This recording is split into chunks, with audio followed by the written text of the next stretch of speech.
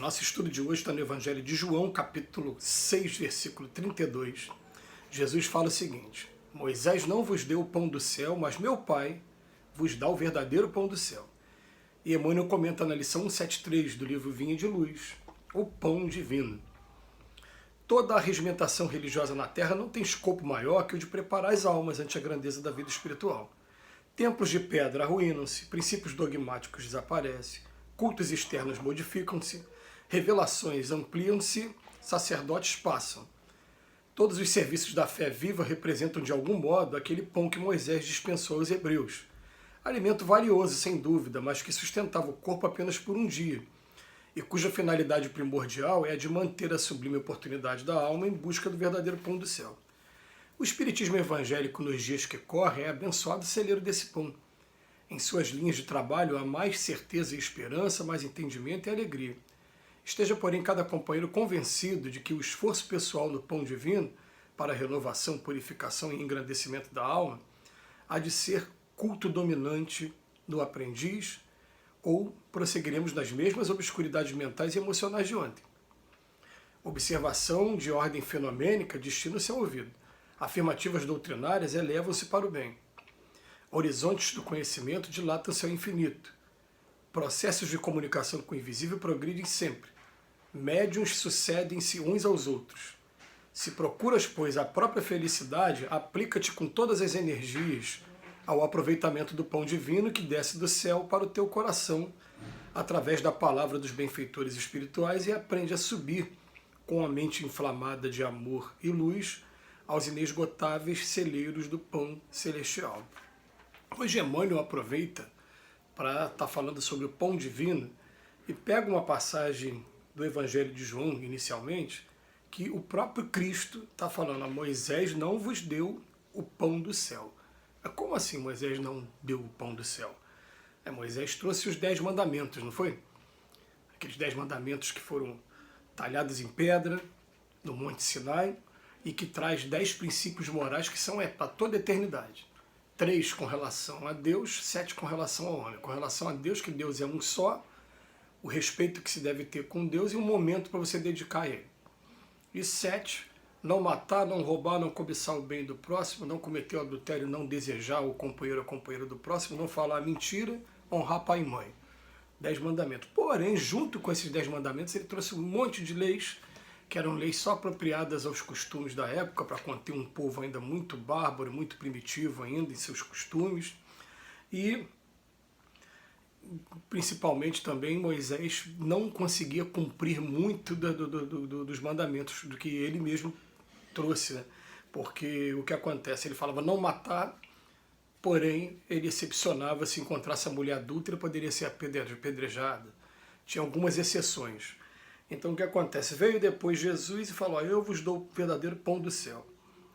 Emmanuel começa dizendo para a gente que toda a regimentação religiosa da Terra, o objetivo é preparar as almas para a grandeza espiritual. Que tudo que é externo, esses templos, cultos, tudo que é externo passa. Mas ele vem chamar aqui a atenção para a gente de que o culto para nós agora, dentro do Espiritismo, para quem conhece o Espiritismo, é renovação, purificação e engrandecimento da alma. Esse tem que ser o culto dominante. Então o que a gente está sendo convidado o tempo todo quando a gente conhece o Espiritismo? Em primeiro lugar, o autoconhecimento. E para a gente ter o autoconhecimento, a gente tem que ter uma base de comparação, e essa base de comparação é o Evangelho de Jesus, não tem jeito.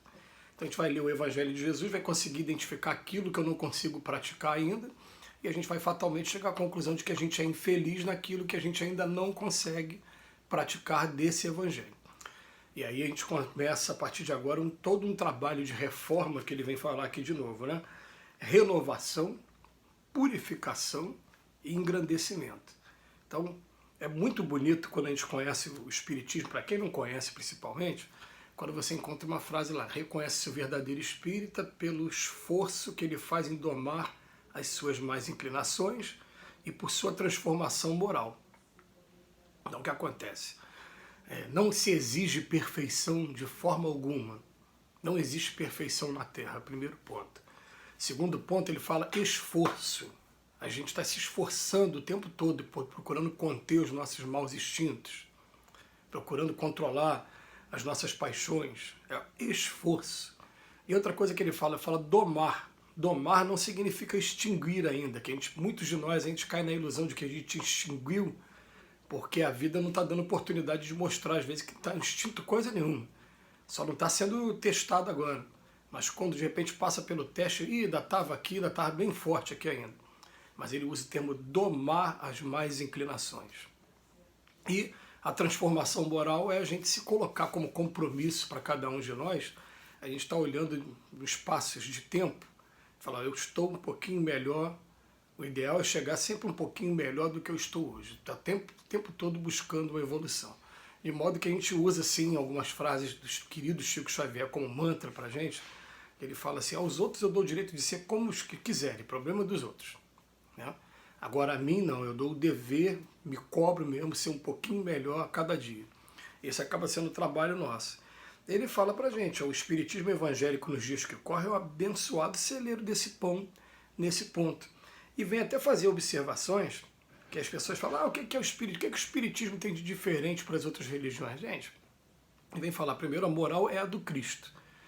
Mas o Cristo não falou tudo? Primeiro, no Evangelho de João, ele diz que não falou tudo ainda porque nós não tínhamos condições de entender tudo na época. Mas, no Livro dos Espíritos, fala assim, veio relembrar o que Jesus havia dito e que ficou no esquecimento e trazer algumas novas informações de acordo com a capacidade de compreensão de cada um, ainda dizendo o seguinte, nem o Espiritismo está dizendo ainda a última palavra e está muito longe disso. Mas vem colocar pra gente. O que é que vem fazer o Espiritismo? Vem pegar os 4 evangelhos, Mateus, Marcos, Lucas e João, e extrair tudo que é de conhecimento moral. Porque é o conhecimento moral que vai fazer diferença na nossa vida. É ele que vai impulsionar a gente para o progresso. Então vem procurar adaptar aquelas lições para os dias de hoje, para que a gente possa se enxergar como um personagem ali, que está sendo referido naqueles textos do Evangelho, e a partir de agora procurar tomar o caminho correto, né? Esse caminho que vai fazer com que a gente progrida e possa ter também direito a acesso às boas moradas, às moradas mais aventuradas da casa do Pai. Então, o que o Espiritismo vem fazer é isso, tirar o véu que está por trás das parábolas, ajudar a gente a interpretar as parábolas, por isso que até, não só nos livros de Kardec, mas principalmente nesses livros aqui do Emmanuel, o que ele faz? Ele pega um versículo bíblico e escreve 3, 4 textos procurando ampliar bastante a nossa capacidade de raciocínio e de interpretação em cima do texto do Evangelho, para que a gente possa estar tendo combustível, é a vozinha da consciência, porque se eu estou lendo isso aqui hoje, e isso acontece com certeza com qualquer companheiro que se experimentar fazer isso, eu estou lendo isso aqui hoje, quando eu estou prestes a ter um deslize moral, vem aquela vozinha da consciência, peraí, você não está lendo isso? Não foi isso que você estudou? Você vai fazer justamente o contrário? E a gente, de tanto cansar de errar, vai ter uma hora que a gente vai parar, peraí, eu vou desenvolver em mim agora resistência moral, não vou permitir mais que esse tipo de coisa aconteça comigo. Então ele veio falar pra gente, a doutrina espírita, quem está na doutrina espírita hoje? Por conta de ordem fenomênica, né, por conta dessa parte de experimentação, ainda não compreendeu ainda o que é a doutrina espírita, que é o próprio Allan Kardec que fala, a parte mais importante é a parte filosófica, é a parte do estudo. É o estudo que vai trazer as reflexões, a mudança de pensamento, que daqui a pouco consegue mudar o nosso sentimento, e mudando o nosso sentimento, muda todo o nosso corpo espiritual, muda toda a nossa composição. Daqui a pouco, quando a gente perder esse corpo aqui para a matéria, esse corpo aqui for para dentro de um caixão de madeira, o ideal é que o que eu sou de verdade, que é esse espírito que está habitando esse corpo, esteja mais iluminado cada vez mais. Então, o foco principal daquele que encontrou e elegeu a doutrina espírita é renovação, purificação e engrandecimento da alma. Isso tem que ser o culto dominante no aprendiz, ou, ele diz, prosseguiremos nas mesmas obscuridades mentais e emocionais de ontem.